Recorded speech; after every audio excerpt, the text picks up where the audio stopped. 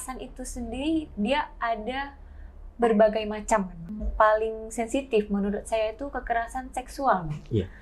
Karena itu bisa dibilang korban kekerasan seksual itu dia mau melapor terkadang dia tidak berani, tapi kalau dipendam dia bisa jadi mental dia yang rusak ya Bang. Betul. Kurang lebih.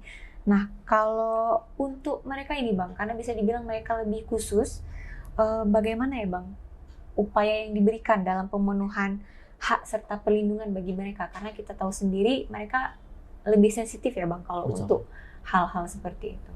Pada prinsipnya kalau penanganan korban kekerasan seksual itu sama seperti tindakan-tindakan kejahatan ataupun korban-korban lainnya.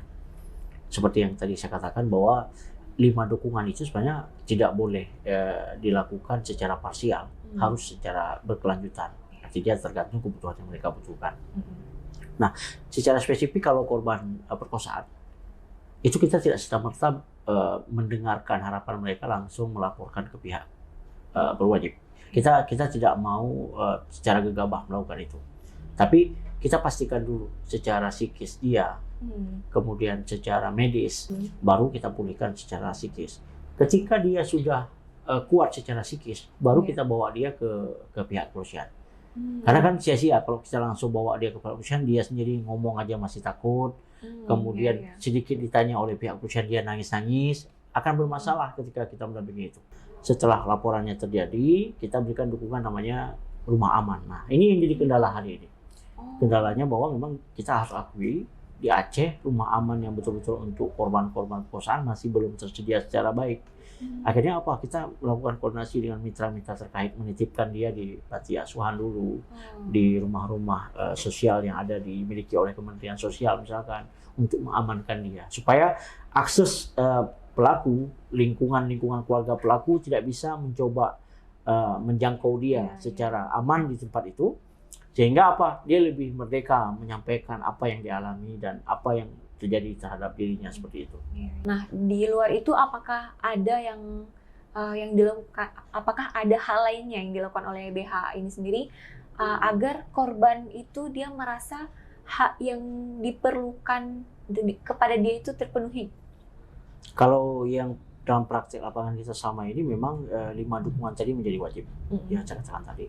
Tapi seiring berjalan waktu memang YBH Aputuah Mandiri ada melakukan koordinasi kerjasama dengan beberapa instansi vertikal dan horizontal. Misalkan kita kemarin ada MOU dengan lembaga ketenagakerjaan. Jadi dalam Kementerian Tenaga misalkan anak-anak yang korban tadi itu, ketika dia sudah pulih, pelaku sudah dihukum, dia sudah bisa diterima balik di sekolahnya, ada bantuan-bantuan skill jika memang dia layak untuk diberikan skill. Misalkan ada korban-korban yang umurnya sekitar 16-17 tahun, jadi dia butuh kegiatan-kegiatan yang memang untuk mengembangkan skill. Jadi dari kementerian itu ada MOU untuk bisa kita berikan dukungan skill. Dan nanti membuat kue, kemudian bisa kita ajarkan merangkai, menjahit, dan sebagainya. Bagi yang supaya dia tidak terlalu memikirkan lagi apa yang kemarin dialami. Di samping itu bisa membantu ekonomi keluarga kan gitu.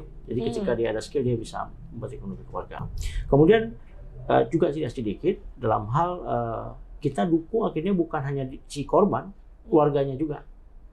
Misalkan korban tadi itu diferensiasi keadaannya diperkosa dan sebagainya dari korban tadi itu dikarenakan memang background keluarga. Jadi keluarga abai, tidak peduli kadang-kadang terhadap ilmu-ilmu parenting, pendidikan bagaimana mengajarkan anak. Kami juga mendampingi mengajarkan keluarga akhirnya.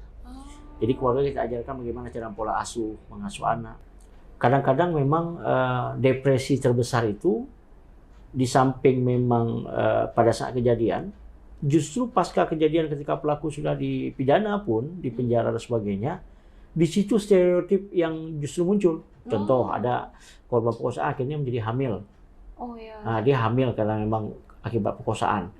Tentu, jika tidak didampingi secara serius, anak tadi itu bisa berpotensi dia gugurkan. Malahan pertanggungjawabannya bukan hanya sebatas ketika pelaku dihukum, tapi kita dampingi sampai si wanita tadi, si anak tadi yang diperkosa, melahirkan anaknya. Ketika keluarga tidak mau terima, nggak apa-apa. Akhirnya kita ambil anak itu untuk kita serahkan ke instansi yang mengurusi, misalkan kayak dinas sosial,